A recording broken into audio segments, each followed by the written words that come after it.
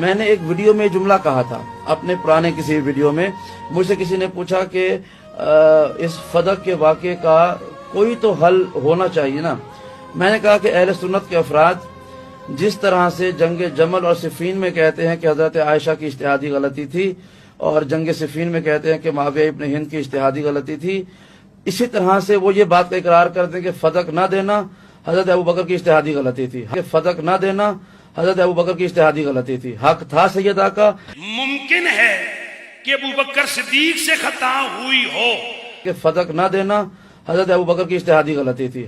اور اگر کوئی یہاں یہ کہہ دے کہ اس فدق کے مسئلے پر ابوبکر صدیق جب فاطمہ زہرا کو باغ فدق کے حوالے سے مطمئن فرما رہے تھے تو وہ خطا پر تھے، تو وہ خطا پر تھے، تو وہ خطا پر تھے۔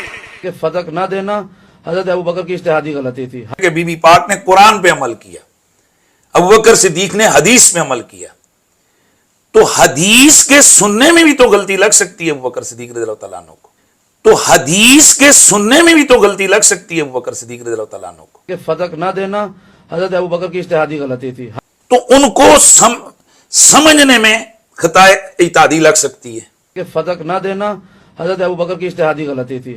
تو ان کو سمجھنے میں خطا اجتہادی لگ سکتی ہے۔ تو اگر یہ کہہ دیا جائے کہ یہ جو حضرت ابوبکر صدیق بی بی پاک کو منع فرما رہے تھے، نہ کر رہے تھے، تو ان سے خطا ہوئی، اسی طرح سے وہ یہ بات کا اقرار کرتے ہیں کہ فدق نہ دینا حضرت ابوبکر کی اجتہادی غلطی تھی۔ آج ایران کے تمنوں پہ پھلنے والے اور روافظ کے گند میں ڈوبنے والے جب 14 صدیوں کی تاریخ پر انہوں نے پانی پھیرنا چاہا، تو اس حافظ الحدیث کا کمال ہے کہ اس کے ایک چھوٹے سے مرید نے رافضیوں کو ناکوں چنے چپا دیے۔